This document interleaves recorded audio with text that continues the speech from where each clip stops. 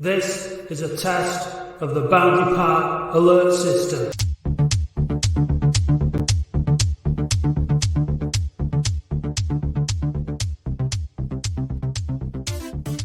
Hello and welcome to the Boundary Park alert system, exclusively from Chiswick in London, in West London. Andy, I can touch you. It's a first, isn't it? Yeah. I'm sat in Andy's lovely house, his kitchen dining, living area.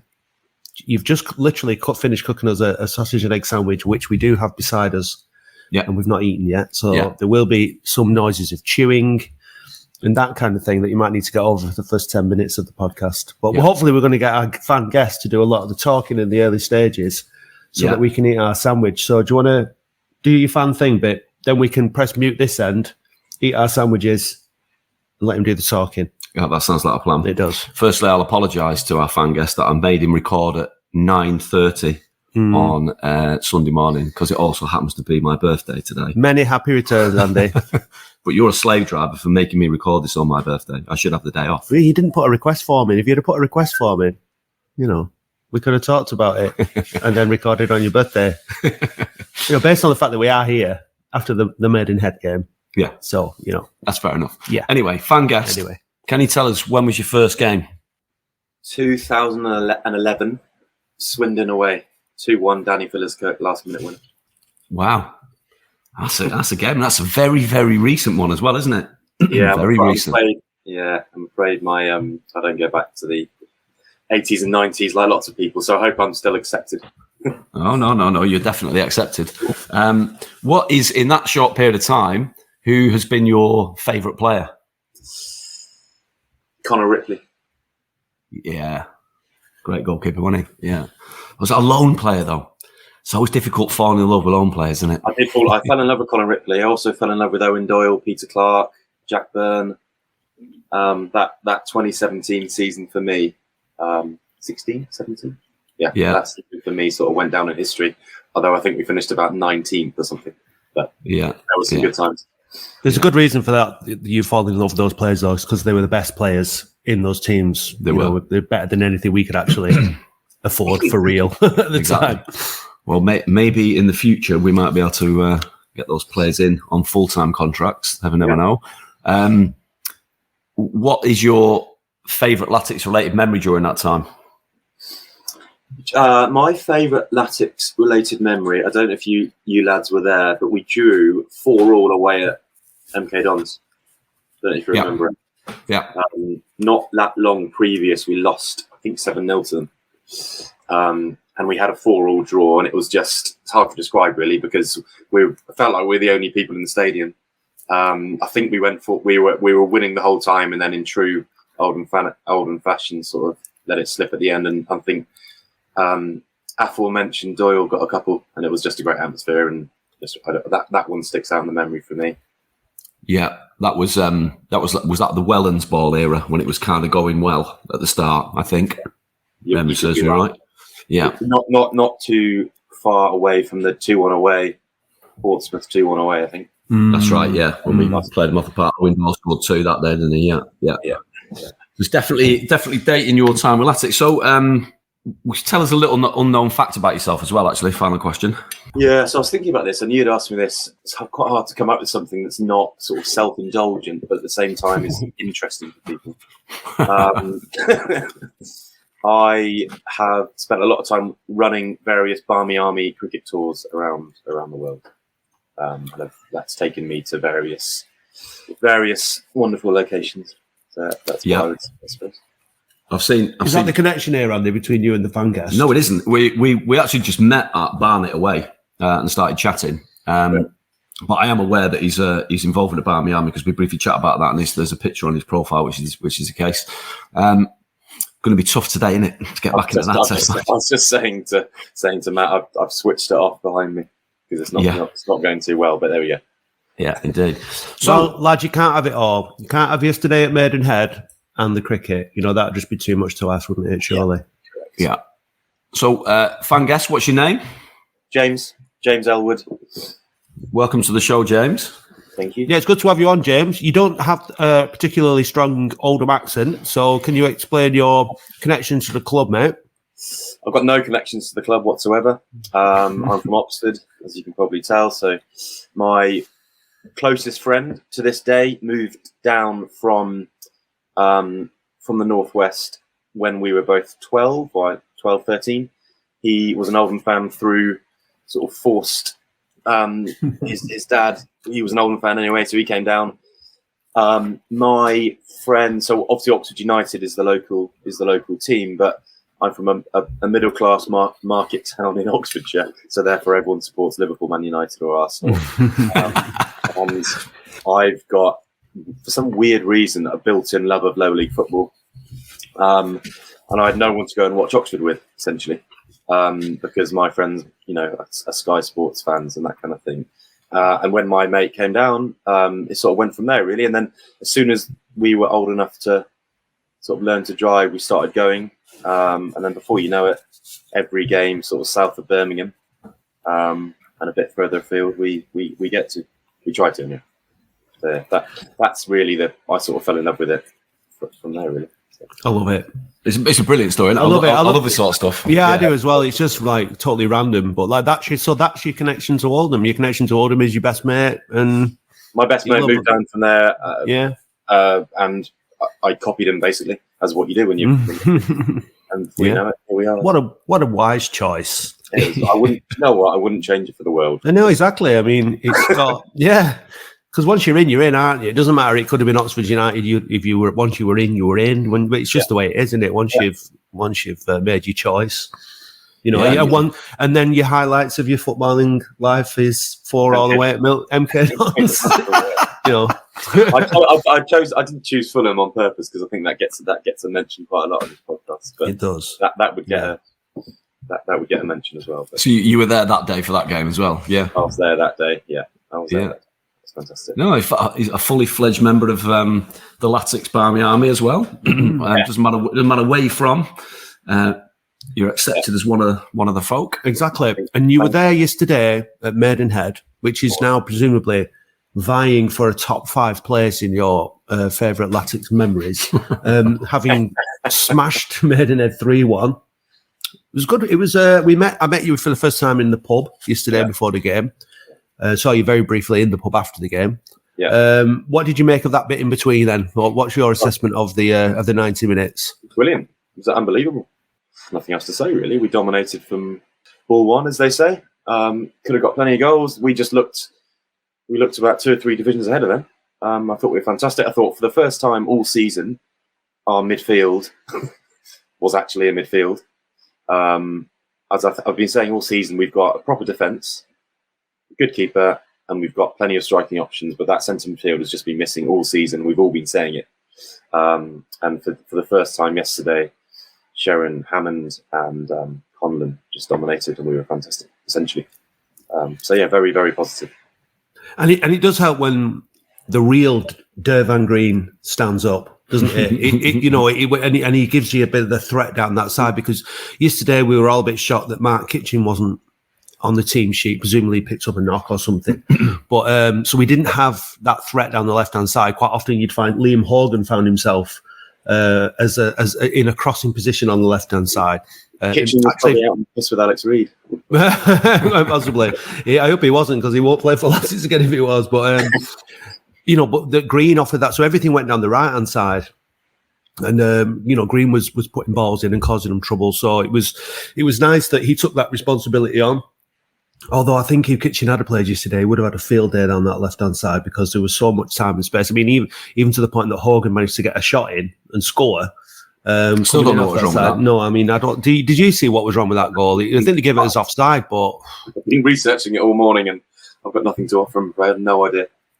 Yeah, unless it was someone interfering, it seemed to go straight into me. Yeah, so I didn't really understand that. But I mean, it took me ages to work out what the formation was. I was like probably 15, 20 minutes into the game. I was still trying to make my mind up whether they'd gone 4-4-2 or 3-5-2, whether Hogan was a left back or a left wing back because of the positions he was taking. I think it was probably 4-4-2, which is surprising, given just off the back of the last game when he went 4-4-2 in the first half and said, broadly, that was my mistake. I know what we are now, and that indicated we weren't going to play it again. So I think I was expecting 3-5-2, but it did. James is right. It did work. What I found strangely odd is, excuse me, we're talking about Nathan Sheron can't pass a ball. What a pass! Amazing ball. Amazing. Mike Fondop is, he just makes a nuisance of himself, but doesn't, score enough goals. 2 goals, 3 and 2. Yeah, no. yeah, exactly. Joe Garner, I'll hold my hands up. I was saying a couple of weeks back, I don't know why we signed a 35-year-old in an 18-month contract. Absolute beast of a performance yesterday. Brilliant finish for that goal. Yeah, great finish from that. Brilliant pass from Sheron. And Ollie Hammond, I thought, it was up and down. He was a really good game. Yeah. I mean, I don't want to over-eulogise about it. We weren't amazing. No. And Maidenhead were poor. And actually, for the first 10 minutes, Maidenhead being poor probably shaded it because it was down our end of the pitch more than it was up at theirs. So it took us a little while to grow into the game. But once we grew into the game, I didn't feel we were under any major danger, were we particularly? It was a shame to concede at the end. I don't think they deserved it. No, I don't think so. I think you were right, James. The midfield did look like a midfield. There were some strong performances in there. I think the key to it is Nathan Sheron. I think he is, the goal. Not only was that ball absolutely superb, and where I was positioned just to sort of like the right of the goal, the ball he played came right down sort of like my eye line from the far touchline, but he barged their player off the ball, won the ball back, as he often does, and then he just knew where the run that Garner was making, and it was just beautiful. It was a really straight ball, and it was fantastic. But what Sheron does is he's aggressive, and he puts the defenders on the back foot, and if the rest of the midfield and the rest of the team play with him and go up with him and cause a nuisance, then it works, and that's what Hammond was doing. And Colin was getting stuck in, winning a lot of tackles, using the ball well. He's not as mobile, is he, Colin? No. I don't know whether that's fitness or whether that's just the way he is. I guess we'll have to find out. I was impressed with Hammond up and down though, up and down the pitch. But Colin is not quite as mobile, so he does therefore need to stick his foot on the ball and spray the passes around. I think we've not seen the best of Colin yet, hopefully, because I think I'm expecting a bit more from him, really. But Sheron, it worked with Sheron in there because Sheron was doing what Lundstrom wasn't doing enough of against Ebbsfleet. And what was the other game? Was it which game? Boreham Wood. Boreham Wood in the week. So he's a real nuisance, Sheron, and I think we do need him inside. But what about? The 2 strikers. You talk about combinations and having loads of strikers and options. Garner and Fondop has yielded 5 goals in 2 games now. Well, James Norwood's going to struggle to get back in when he's fit, isn't he? Because would you break them up at the minute? You can't, can you? You sort of do wonder. I was surrounded by quite a few people who are, who are very pro Mike Fondop. My gut instinct, I think, if you listen to Mickey Mellon's interview from last night, he says something along the lines of, Alan asked him, how are you getting this sort of return out of Mike Fondop? And I think Mickey Mellon's response was, just tell him to keep his arse moving or something like that, he says. And I think that indicates what he thinks underneath the surface, which is that he can rely on the likes of a Garner or Norwood to give him a certain level of performance, but he can't rely on Mike Fondop. And he needs to constantly be reminding him what he needs to do, because if he's left to his own devices, he'll drift in and out of games and then go quiet for a while and not do stuff. And I think that's how I feel about Mike Fondop. I think when he's on form, he's certainly worth his place in the side. But historically, it's not been consistent enough. But he's getting a bit of consistency out of him in the minute. So anyway, you come back to a lot of people around me saying that things happen when Mike Fondop plays. I think that's probably fair. So is it therefore, when Norwood's back, what's your best pairing if you go on with the 2? It probably isn't your 70-year-old pairing, is it? No. Probably isn't Garner and Norwood. It's probably Fondop and one of them. What would you do, James? Norwood has to play. I love James Norwood. So do I. Yeah, I think he's wonderful. He's a League One striker playing for Oldham Athletic in the National League, and I get not fuming. I get bewildered at people slagging him off because it's ridiculous. Frankly, the problem with Norwood, he doesn't give you an aura that he gives a shit. But it's just how he is. He doesn't celebrate. He doesn't smile. He doesn't post on social media about loving Oldham Athletic, but that's fine. He's brilliant, frankly. But too good for the National League, so he has to play, in my opinion. And then it's a case of who plays with him. But that's. I think that's the logical argument, you know, when you take a step back and look at it. But when was the last time that when Norwood and Fondop played that both strikers scored 5 goals? Yeah. So, you know, like, do you go and say James Norwood was fit next week and you know, you had the choice, or on Tuesday night against York? For me, you know, strikers and people need time to play together. I think if you were to drop Garner now for Norwood, say, that doesn't send the right message to me. So I would keep, as long as they're scoring goals as a partnership like that, I would keep it. And, you know, I'd maybe like, you know, if say on Tuesday night against York, it's, you know, 0-0 and we've got 25 minutes to go and he's coming back from his, bring Garner off and chuck Norwood on, for example. You know what I mean? But I think you start with the team that is winning games. And I think you talked about formation, Andy, there. I think presumably Kitchen's withdrawal was quite late. I think it probably would have been the same kind of formation. It would have been a 3 at the back and the 3 lads in midfield. But, you know. Well, I think Norwood's the type of player that the team needs. It sounds obvious, but the team needs. If the team play well and the midfield's working, Norwood's good. But in a poor performance, where he's not getting service, he looks like a terrible player. He's that type of player because he's not overly mobile. He's 33. He's not an athlete, so he gets slack for that, I think. But now the midfield's potentially ticking. Give him chances, he'll run riot, I think. But yeah, it doesn't sound good. I think James Norwood's our gun striker, and I'd be trying to find a place in the team for him every week when he's fit. But I'll tell you what is interesting with Mike Fondop now is Fondop was signed by Sheridan when we were coming down out of League Two. Yeah. And we have attempted to replace him with a litany of strikers, and he's seen them all off. Joe Nuttall sees him off. Alex Reid, not in the squad anymore. Kurt Willoughby, sent to Scotland. Who else am I missing? You've got Andrew Dallas, who's in, but he's injured and not making the forgot about it at the minute. Yeah, exactly. See, and Fondop is just, you know, seeing all comers off, isn't he? Yeah, it's quite impressive, really. You know, fans love him, but they love him as much as anything because of what he brings in terms of his energy and his commitment. And on that point of energy and commitment, I want to give a shout out to Will Sutton for yesterday's performance. I thought he was superb yesterday. Came back into the team after being dropped. Played everyone, you know, out of position, as everybody says. Didn't really put a foot wrong. Was absolutely determined. Got stuck into every single tackle. Had shots on goal. Played some really good stuff. For those people that, you know, the people that have been like throwing hate at Will Sutton, you're wrong. Let's just put it that way. He's a good footballer. He's a young lad. He's a proper prospect for Latics. I thought he did really well. He did far better than the young lad from Sheffield United. You know, so we're talking about one of our own that's coming through the youth ranks, you know, who needs the chance to play football at this level. You know, presumably a guy, you know, a young lad who's coming from Sheffield United have obviously got big hopes for him. But I think Will Sutton's outperformed him, and I think Will Sutton keeps his place in the team. I thought he was fantastic yesterday. So half, isn't he?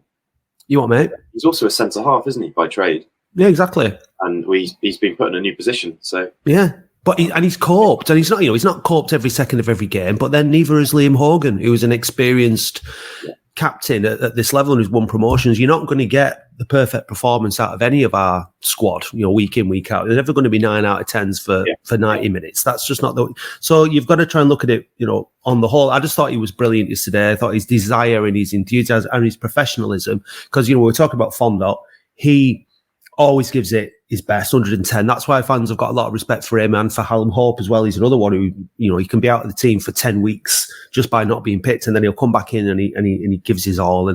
And that's what you need, and that's what's going to get us out of this division, isn't it? It's that desire like Nathan Sheron showed yesterday, to win a nothing ball on the touchline and then do something with it. And I think this is doing this every week, James, is, you know, it's a roller coaster, because if we go from one week thinking, oh God, I don't think we've got enough in the tank, Andy, to get over the line, and then, you know, with the comeback on Tuesday night against Bournemouth in the second half and the performance yesterday, and all of a sudden you think, no, totally, we can definitely finish in third. You know, it's up and down depending on the performance. But and in recent weeks, Barnet and Bromley have lost. Although yesterday Bromley beat Chesterfield, So, they're maybe coming into a bit of form. Barnet won. There's been a few strange results. Alty got stuffed, didn't they? I think that's what's going to happen between now and the end of the season is we're going to have ups and downs, aren't we? We're going to have a few more. We'll win a few. Hopefully we're going to win a few more than we lose, but we're going to win a few, and then we're going to get this odd result here and there where we get turned over by someone we expect not to get turned over by. And we're just going to have to sort of roll with those punches a little bit and not get too down when they happen. But the thing is, it's like, you mentioned the 4-4 draw at MK Dons and Welland, and that season that we got relegated, we drew a ton of games. Yeah. And then, we won 4 on the bounce, lost to Woking, then we got a point at Ebbsfleet, and then we've won the last 2 games. So, so what's that? 6 wins, a draw and a defeat out of 8 games. Yeah, you'll take that. Oh, 4 points, isn't it? And it's not been the most attractive to watch. It's not been the most inspiring, and we've struggled and made it look difficult at times, like in the first half against Boreham Wood. But it, like you said earlier on, James, it just looked today that there might be a bit of an understanding now between some of those players, and that midfield, might just kick in just at the right time, because there are the players now up front, whether it is Norwood, Garner, Fondop, presumably Dallas when he's fit, that will stick chances away. So it's been like that all season. That if you look at our defenders, Hobson, Hogan, who am I forgetting? Hobson, Hogan, Raglan. Sorry, they would get in every single National League side. They would, and then you talk about Hudson, he's solid. Then you talk about the likes of Norwood, etc. up top.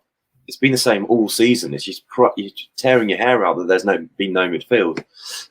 So I think, fine, we beat Maidenhead in a way. That's all well and good. But I think what's more positive is the fact that we look, touch wood, we look as though we've got a midfield, and that should, I think, see us into the playoffs. And let's enjoy. We're 5th in the league, aren't we? 5th or 6th? When was the last? 6th. Yeah. When was the last time Oldham Athletic was 6th in the league? At this stage of the season, a long time. We're talking, I don't know, 20, 30 years. So, 2015 under Lee Johnson. I think we were in the playoffs in about February time. Yeah. Just before Captain Knobhead tried to sign a rapist, and it all went downhill. Well, I think we should enjoy it. Let's have a what a fun position to be in between February to May. What the worst that happens is that we finish 8th, whereas in previous seasons the worst is a lot worse. If that makes sense. Yeah. So I mean, it would be a huge disappointment now to finish outside of the top 7 and the playoff places, wouldn't it? No.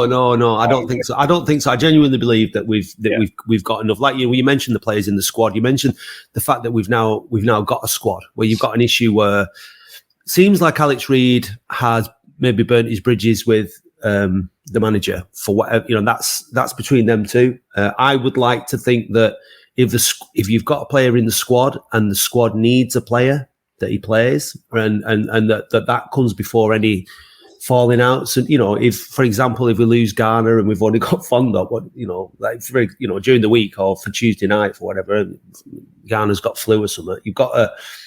Surely Reid has to step up into the team for the benefit of the team. So he's there. He's the Latics paying his wages. I don't think his long-term future is at Oldham under Mickey Mellon. That seems to be the case. But we've got a squad now. We've got, Lundstrom we were all dying for him to come back from injury because our midfield was Shelton and Sheron for so long. And now we've signed Conlon and Lundstrom's the one, rightly, that has to sit out on the bench and get his place back, because he's not proven what he's all about yet. I still think there's got to be a footballer in him. I don't think you win managers, players, fans, player of the season, Altrincham play every single minute of the season and not have a ability in you. I think there's got to be something more in there. So, maybe a time on the bench will do him good, get him hungry for his place back. But yeah. We're coming back to the R word again, aren't we? Recruitment, yeah. I know. But let's look at the improvements now. Look at the likes of Hammond. He's a young lad. It's going to take him a little bit of time to settle in. It's going to get him. He's going to have to get used to play. He's coming from Forest, where everybody he trains with and everybody he plays with is head and shoulders above Latics. He's got to get used to that now, and he's got to fit in and figure out, how he's going to impact the game. Yesterday, he did what he needed to do. He didn't necessarily do it, like everything he did with the ball wasn't exactly always fantastic, but his effort and his work rate, and he made a nuisance of himself and he got involved. And it was the first time that he's really, you can say, yeah, that lad actually had an impact on the game. And that was the same for all four midfielders yesterday, which is probably the first time this season that's actually happened, where you can look at the midfield and say, yeah. And then Gardner came on again towards the end and played out on the right side. It was quite late when he came on, but it was good to see him get back on the pitch. So there is that bit of depth now going into the end of the season. And a lot of teams struggle, don't they, now at this time of the season with injuries and strength in depth and stuff. So presumably that puts us in a relatively strong position. Yeah. I mean, I guess the other point to note is Maidenhead, they're one of three teams that are part-time, aren't they, I think? Them, Dorking, Oxford City. You'll know James, being from Oxford. Oxford City are part-time, I assume, yeah? Yeah. Did you see that stat yesterday of Southend visited Oxford City? Go on. The crowd was 1,800. Yeah. The 1,200 were from Southend. So what was the score? Didn't see. I don't know what the score was, to be honest with you. I just... Was it? 0-0, yeah. Oh, well, for a thriller. They're near the bottom South End now. Yeah, well, that's the thing. That's the thing. They're a great first 11 and a really good manager, but they've obviously, with the issues they've got at the club, they can't recruit. They haven't got a big squad. They've got a tiny squad, so it starts to show. It starts to pay by the end of the season.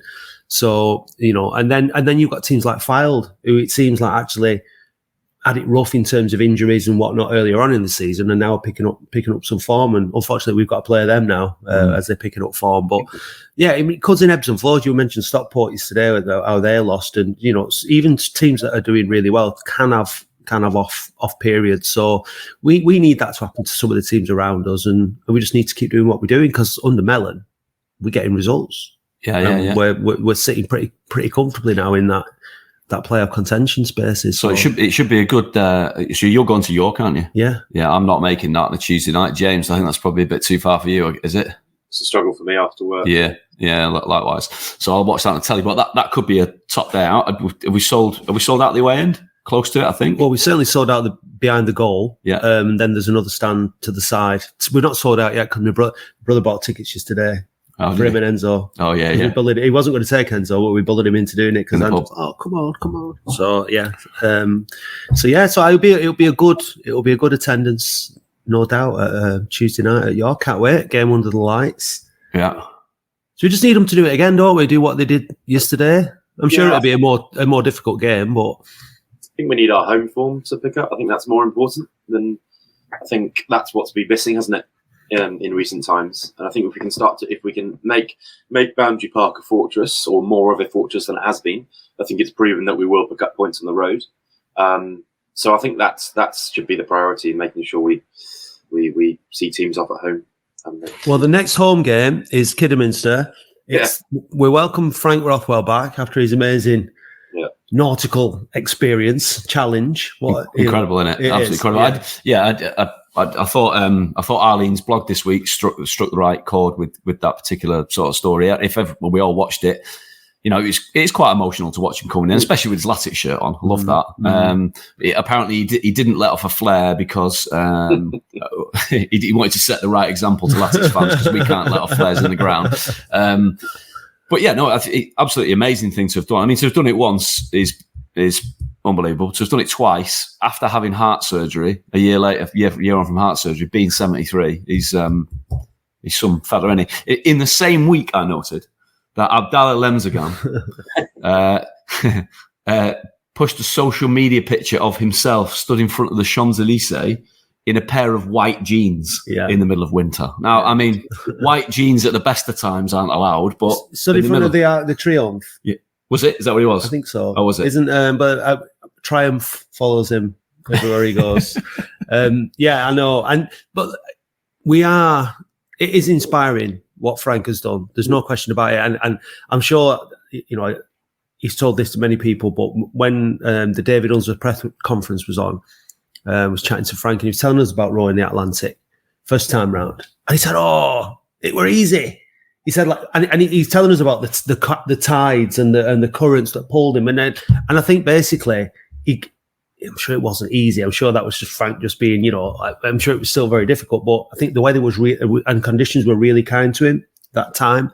This time, it seems like he's had a very, very different experience. And I can't imagine how difficult that. I would hate to do something like that. It must have just been awful. I mean, just imagine like you've been moving constantly for 2 months. Like when you get on land, you must just still be like, your balance must be all off. You must still be moving. It must feel for you.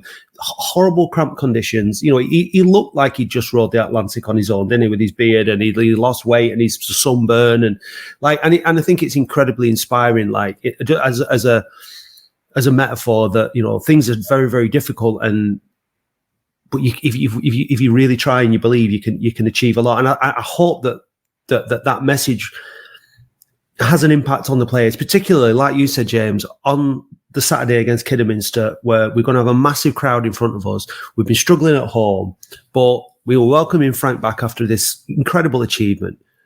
You know, that's what everybody now involved at Oldham that has to live up to, that level of, you know, going out there and putting yourself out there for others and challenging yourself. And it should motivate us all as a club to really, you know, fire on from this position. And hopefully that game against Kidderminster will be that. But this is Latics we're talking about, so we'll probably lose 3-1, won't we? But you know, that typical Latics thing has to come to an end, doesn't it? A typical Latics has to be, oh yeah, we beat Kidderminster 3-1, no problem. As soon as you predict we're going to win, we lose. I've learned that over the years. As soon as logic tells you should win. When you come I had people around me yesterday, my mate Danny, refusing to sing E-I-E-I-E-I-O. I'm not singing it. I can't sing it. Get that superstitious about ruining things. Yeah. It's like, well, why? When did you last sing it? When did it last go wrong? You know, we haven't sung it for years. Sing it, enjoy it. Yeah. I know, but yeah, I mean, I think that you know, we've gone from. I was having this conversation with somebody the other day. We've gone from having owners, chairmen, directors that, you know, were in hiding. You know, when the shit hit the fan, they were nowhere to be seen. And you know, now you've got someone who's very publicly, you know, leading from the front. And he's, you know, he's a real leader and a real inspiration to the people of Oldham. And it's just chalk and cheese. It really is. It couldn't be any different. And especially, like you said, with that image of Lemsingham just sort of bringing himself back into the focus a little bit, just reminds us of they're just juxtaposed, aren't they? Yeah, and it was one which is all image and no substance when you scratch beneath the surface, and another one that's all substance and doesn't care about image. Yeah, you know, they're completely opposite. Opposite things. No, it's good. I mean, if we did you see this week? I know we spoke about it yesterday. There was an article that I noticed where they talked about salaries in League Two.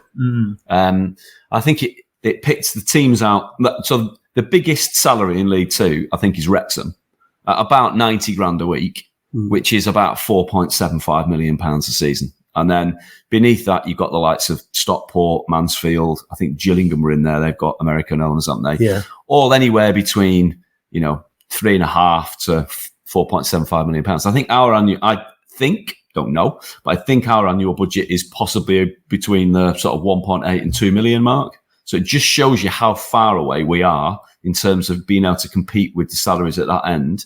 And I guess the reason why I sort of paid attention is some people maybe have pointed out that we've been signing more players, and so therefore should we be worried about what we're spending? I feel completely, I mean, we can ask them and we can have a look at the accounts when they're published, but I feel really comfortable with the likes of the Rothwells, particularly Luke and Sue, you know, pouring over the numbers, making sure that what they're spending is affordable, making sure they've got a plan to recoup any losses, all that sort of stuff. I feel really comfortable with the way the club's being run in comparison to before, where you just had literally no idea. And you don't want them to throw ridiculous money out and put the club at risk. So I guess all of that sort of, we've got one eye on thinking, if we can get to Wembley and get promoted, what does next season look like? I'd like us to go straight through League Two, but I suspect it might take a little bit of a reset if that's what other teams are sort of spending. We were having a conversation yesterday with a couple of mates about how excited would you be, and how much would you celebrate at Wembley if we won the playoffs? If we won the playoffs this season, I'd I've found it hard to sort of really get excited about, like, beating Maidenhead and things like that. I'm happy and I'm clapping, but like, really feeling that genuine kind of thrill of a joy. Yeah. This season, it would, to me, winning the players would be, I wouldn't be expecting it. So I'd be really buzzing because we need to get out of this division this season, ideally, financially. And to do it at the second time of asking when, it's been such an up and down season in terms of performances and the way the season started and everything else. I'd be delighted. I'd celebrate it. Yeah, definitely. I'd be I'd be buzzing. But in the grand scheme of things, it's not.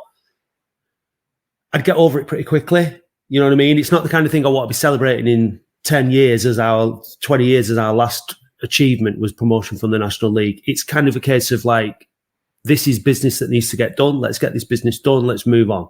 Let's get, the priority is getting out of League Two. We get out of League Two, I'll be happy, but let's draw a line under it. Let's move on. Let's get out of League One now that is there. And if we get out of League One into the Championship, will be... I'll go into full meltdown if that occurs. Yeah, but that's the holy grail, really, now. How do you feel about it, James? I mean, you've never seen anything, given you started supporting the club only relatively recently.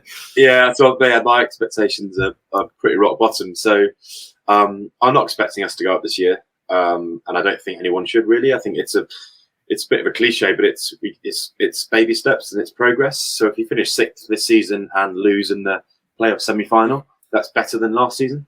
And I think if we can keep some players together, if we can keep this squad together, then next year I think we would probably be favourites to win the league. I think because no big guns are coming down, and Chesterfield will be gone. So I think we've just got to, I'm with you, Matt. If we win the playoffs, Jesus, it'll be epic. But I think we need to keep our feet on the ground and grow slowly. Wrexham were in the National League for 16 years, I think. So if you get a Chesterfield, I don't know how long they've been down there, probably 5, maybe. 5 or 6. Yeah. I've got a mate who's a Bristol Rovers fan, and they came down here for 1 year. I think. They came straight back up. Yeah, I think they did it, and fairly certain they did it in the playoffs because this is why this story sticks in my memory. But he says they all went to Wembley, they beat whoever they beat in the playoff final, and they all filed out the ground, all went to the pub, and it was a very somber atmosphere in the pub. Because everyone sat looking at each other thinking, thank God that's over. Yeah. That didn't last, There was no like, shirts swinging around your head, everyone dancing on tables, none of that. There is a difference between us and Bristol Rovers, though. Bristol Rovers have experienced promotions from League Two to League One, and they've had a bit of that joy. We've had jack shit for that we haven't had anything to celebrate. So there will be, there will be huge celebrations if and when we get promoted, be it this season or next season, because for a lot of fans like James and a lot of younger fans, we've got those memories, Andy. We can celebrate, winning semi-finals and winning the league, and we've had that. And a lot of fans haven't, so it's going to be the best moment they've ever had as a Latics fan. And you know what? I think that when you and I experience that, it's going to stir some memories, and we're going to get a bit emotional about it because we'll be like, thank God. Because that is going to be a huge monkey off our back, actually getting promoted. And actually, if it's through the playoffs, actually winning in the playoffs. I mean, so there's these little things. Winning at Wembley. Yeah. There's a whole host of things. Yeah, there's a lot of things to get back. But I do think it is a case of like, okay, great, brilliant, let's enjoy it. Let's have a bit of a party. And then it's like, right, that's done. Next objective, getting out of League Two. Our part is at the top end of League One, isn't it? We've done this before. So I'm not. Yes, I'll celebrate, but I'm not going to. I'm telling myself. I bet I'm not. But you're not going to be crying with. I'm not be sobbing, crying, hugging strangers. No, I don't think so. I hope not. Anyway, well, we'll see. We'll see. I quite like the National League. There's about 15 teams along the M40. Yeah, and you know what the thing is with it, relegation is a very, very important part of our game. It's what makes football better than American sports, for example. The fact that you can experience a free fall where you can go from the Premier League to the National League, and then you have to start all over again, and you have to go to Maidenhead. You have to go. It's a very, very non-league experience, Maidenhead. Yeah.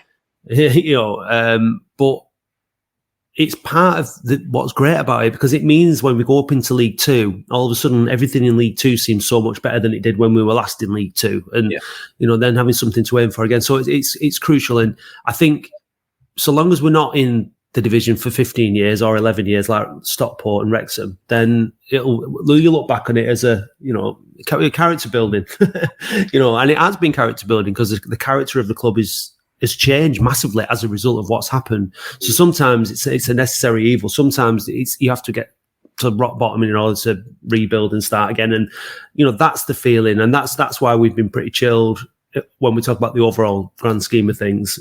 Take it game by game. You have your ups and downs, but there's no doubt the club is in a far superior position than it has been for a long, long time. So promotion will come, whether it's this season or next season. Do we know any more about the 3 up, 3 down? Because there's no one said anything, have they? Because I think Mark White was pretty confident it comes in next season when we spoke to him, wasn't he? And I think I read an article a little while back that said there'd be another vote on it in preparation for the 24-25 season. I think the expectation is it will be 3 up, 3 down, but I've not seen anything formal since. No, I hope so. I think it would. I hope we don't need it. I know, me too, but it would. And then it can stay at 2. Yeah, I'd like. Yeah, that's true. But I think it's so tough getting back out for so many clubs. But I mean, I don't know. Are we nearly at the end of the season already, aren't we? It seems to have flown by, considering. I mean, I think back to the beginning now, to that Southend game and Unsworth. It seems like a long time ago, but funny, isn't it? Should we put him through Latics, man? Let's do it. Yeah, let's do it. You ready, James? You're gonna go. You're not going to ask me a late 80s question, are you? I'm afraid they come out of the Paul Prendergast computer in a random order, and if I skim down now, you might have some old ones here, pre your time, sadly, but there'll be 1 or 2 in here you can pick out, I'm sure. Okay. Yeah, look, it's just about getting one. All you need is get one. You get one, then you didn't get none. Here we go.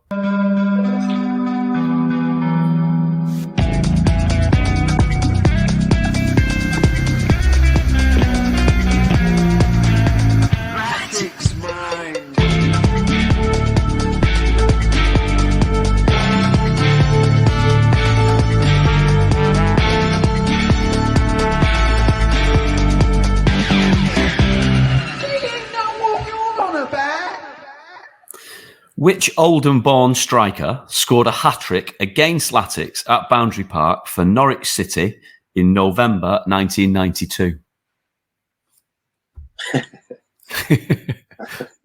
Pass. Sorry. Okay. In the 2021-22 season, who was Latics' biggest win against? We did these off. 2021-22. I'm gonna say Leyton Orient. Wrong. It was Stevenage. We won 3-0. In the 21st century, how many times have Latics lost in the first round proper of the FA Cup? In what period, sir? 21st century. 8. 7. Oh. That's so close. Who took charge of Latics for the only time in the final day of the 2009-10 season against Charlton Athletic following Dave Penny's sacking? I got no idea. Murray. It was Martin Gray. Okay. Which Caribbean striker signed for the club in the summer of 1998, but the deal had to be cancelled when he couldn't get a work permit?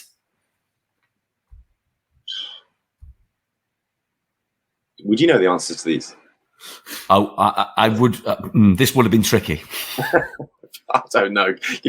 Sorry, I've even got to Keith Gums. Which goalkeeper made his debut for Latics at Reading in December 1998?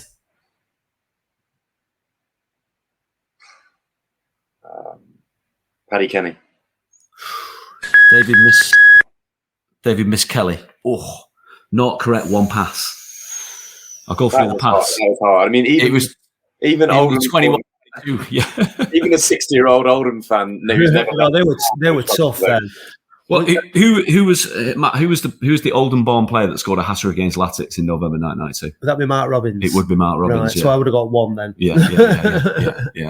That was on TV. Yeah. So he went to Norwich from United, didn't he? He did. Yeah. So there were quite a few old ones. The next one would have been. Let me ask it anyway, just for the sport. That would be the answer. Yeah. The next one would have been: how many National League away games did Latics win last season? Was the next question. God. Oh. 4. 5. Oh, really? I definitely wasn't as many as this season anyway, because I think last season, you remember, our first away win came at Dorking in January. It did. So, yeah. That was a good one, though. 5-1, wasn't it? Yeah, it was. Yeah, but yeah, I don't know how people remember some of these details, some of these questions. Honestly, like how it's kind of like as a kid, you go through like a period of time where you just know everything. Like Enzo's the same, my nephew. I ask him, do you remember that? And he goes, "Do you remember that?" No. Do you remember against Dagenham and Redbridge last season? When? No. Yeah. But they retain all that information, and some of our fans just seem to retain it for a lot longer. Yeah. And that's the way it goes. But listen, considering you went to your first game in 2011, you were always going to be up against it with some of those questions, and you were very close to getting one. Yeah. But I apologise. I hope I can still be allowed in. Oh yeah, listen, you still go on the Latics Mind Wall of Fame just for taking part. Yeah. It's the taking part that counts. So yeah, I mean, hope give it another however many years. So you'll have been supporting Latics for decades, and they've been tremendously successful. And I think we'll probably all remember more of it when it's good, rather than when it's just completely mediocre. Yeah. And so many players, we've had I think this is the thing with the players, we've had such a turnover of players. It's sort of like when you're in a successful spell, they tend to be defined by keeping hold of the same players, and you can kind of identify an era around that team and who was in that team and things like that. But we've had such a turnover. You mentioned earlier about loan players and stuff who tend to stand out of all the other dross that you've had over that time. The funny thing about Oldham is that my mate, he's an Ipswich fan, and he's like, everyone has played for Oldham. Everyone, every footballer ever has had a spell at Oldham. So even Ipswich at the moment, they've got. I was watching; they were on TV the other night, and they've got Cameron Burgess, fucking Harry Clark at right back. I think Harry Clark, Cameron Burgess, and George Edmondson in defence. And was on the bench. It's just like every club has got about 7 ex-Oldham players. It's brilliant. Yeah. And they always go on to do better, which is the other irritating thing. Is I'd like to see having ex-Oldham players when they're coming down in their careers, when we've had the best of them. Like there was a time. There was a time when we had the best of the players that were. We don't seem to get the best of anybody anymore, do we? Yeah, we get rid of players like Ben. Do you remember Ben Garrity that played for us in League 2 years ago? Yeah. He was terrible, absolutely awful, and then went to Port Vale. Been brilliant at Port Vale, hasn't he? Yeah. In the league above, and started. Yeah, it doesn't make any sense. Well, I remember we went to Port Vale that last game in League 2, and he was on the pitch for them then, wasn't he? And he was just, is that the same Ben Garrity that played for us? So it's like that Ous Cisse, remember him? Yeah. I mean, he plays for Ebbsfleet. Yeah, and he ran the midfield the other day. As he did when he played for Eastleigh as well when he was returned. So yeah, sometimes it just doesn't work, and I'm sure there's lots of other clubs that have got similar stories. It's just that this is ours, So yeah, but things are on the up. You can't deny it, and sometimes I think people because we try to sort of commenting on one game at a time, and the performance. Some of the performances have been pretty poor of late, but we've been getting results, and that just wasn't the case before. So, whatever Mellon's doing, it's working. His in-game management is different level to Unsworth. That's the big difference that I find. Andy, you were at Wealdstone, weren't you? I think I went on my own. Yeah. Really bleak day in my existence, but I went on my own down to Wealdstone, and we drew 2. Was it 2-2? I think. Was it 1-1 all? Reeds. Yeah. And I'm not a professional football manager, and I could tell before about 10 minutes of them scoring that they were going to score. And to be fair, it wasn't Unsworth, it was Thompson and Redfern, I think. And then nothing happened. They scored, and whatever happened. But what you notice with Mellon is that his in-game management is much better. Basically, what I'm trying to say. I think that's what you pay him for. Yeah, his experience is showing, isn't it? And I think the whole Alex Reid thing. He's obviously Alex Reid has crossed him in some way, whether it's related to the Christmas Day tweet thing or whatever. He's crossed him. And it hasn't helped, and he's making a stand, Mellon. You're not in my squad, until he feels like he's paid his dues or made the suitable apologies or applied himself enough or whatever it is that he wants a reaction from. He's not getting. He's not included. You heard Fondop saying the other day they clearly get a rollicking every now and again.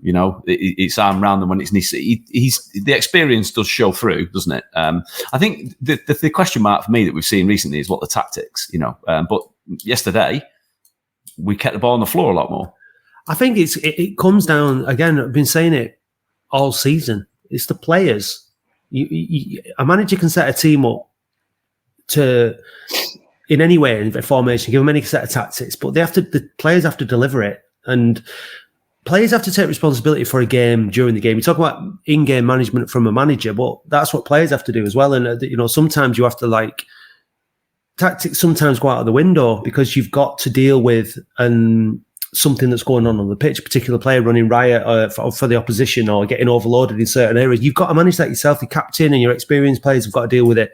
And we haven't been doing that enough. And, for example, against Boreham Wood and that first, they didn't know how to deal with it on the pitch. So Mellon took control of it at half time. And that's the kind of thing that, is encouraging. Yesterday, they just all looked hungry. They looked like they wanted to win the ball. They looked like they wanted to get it forward. Like we in that first half, we got forward a lot. We created chances. Like we were just like a different proposition. But the players looked like they wanted to do that, and they really looked hungry. So it's always on the players. I mean, you can't just blame a manager. The players take massive responsibility. And yesterday they did exactly what they needed to do. Well, they kept the ball on the floor. They passed through the lines at times. They made running off the ball easier to find a man. Yeah. They did all the things that sort of static Latics that we've seen so many times this season should have been doing. So they made Maidenhead on the back foot, looking around them, backpedaling, making it difficult to defend against, which so many times we haven't. It's quite the opposite by giving the ball away. So, encouraging signs. And we just need to go to York on Tuesday and get a good result there as well. It's going to be difficult. I think you probably take a draw minimum, so long as it's backed up by a win at Boundary Park on Saturday when we get to say welcome back to Frank. Looking forward to it. You coming up, Andy? Nope. Not around for that. Don't worry, we'll tell you all about it on the podcast. Yeah, excellent. Eastleigh the following week. You going down there? It's on Tuesday. Yeah, I'm going to try and make that one away. Yeah. Eastleigh on Tuesday night. Well, train or drive. That's the toss up whether I can get back or not. I was going to go to the original one that was called off. Obviously, in fact, that's when you were booked in to do your fan guest appearance originally, James, wasn't it? Yeah. With all due respect to Maidenhead and Eastleigh, let's hope that this is the last time we have to do these trips, eh? Oh, please. James, it's been great to have you on. Thanks for joining us, mate. Great to meet you today. Thank you. No, thanks for having me. I'm actually away for the whole of March, but the with work. But my next away game after that is Oxford City away. So it's on your doorstep, isn't it? I'm hoping that a big contingent come down. Last away game of the season. I think you can be pretty sure of it. There's a pub called the Up in Arms.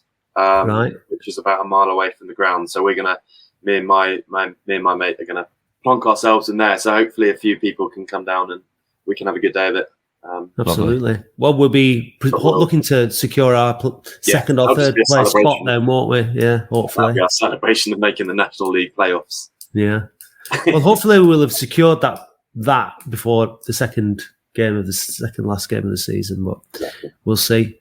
But yeah, brilliant. Andy, thanks for hosting us at your lovely home. You're welcome. What time is the ambassadors coming round for Sunday dinner? About 3. All right, okay. We better get out of here then, haven't we? Yeah. Any riff-raff here for that. Thanks a lot. Don't forget to join us for the phone-in on Wednesday after the York game to chew the fat on that one. And until then, be well. There's no fear like the fear of the unknown. Fear of what lurks in the dark, unopened and forgotten places. This spring, the creators of Loud Life and Beefy, Devil Owen, and the Wheel of Wonder take you on an epic journey into the heart of a beast dormant since 1991. Do you dare to follow them into this abyss? Will your nerves hold as we voyage deep into the bowels of playoff contention? Could it finally be time to open the trophy chest? Kevin Pressman stands between Oldham Athletic and the Second Division Championship. Can Neil Redfern do it?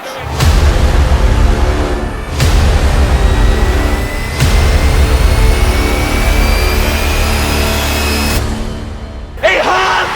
3-2! Unbelievable stuff here at Wembley Park! Incredible!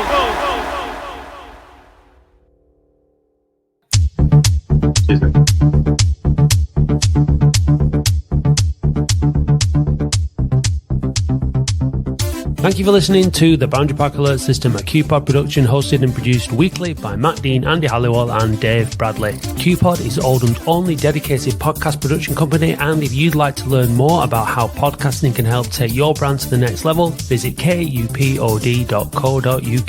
A huge thank you goes to all those people who subscribe to the podcast on Spotify. We really appreciate you all. Please visit oafcpodcast.co.uk and click Be a Supporter or find the link in the show notes if you'd like to help us fund the show. It's only $2.99 per month to subscribe, but if you'd rather make a one-off donation, please visit buymeacoffee.com/OAFC podcast or click the link on our website. Don't miss the Latics football phone-in every Wednesday live from 8:30pm. Please visit youtube.com/@OAFC podcast and do hit subscribe while you are there.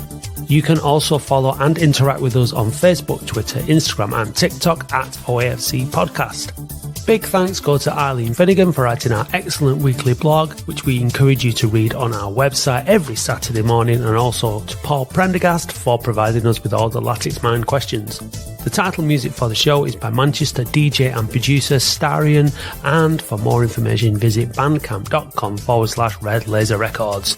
If you'd like to be a guest or contribute to the show, we would love to hear from you. Until then, see you next time.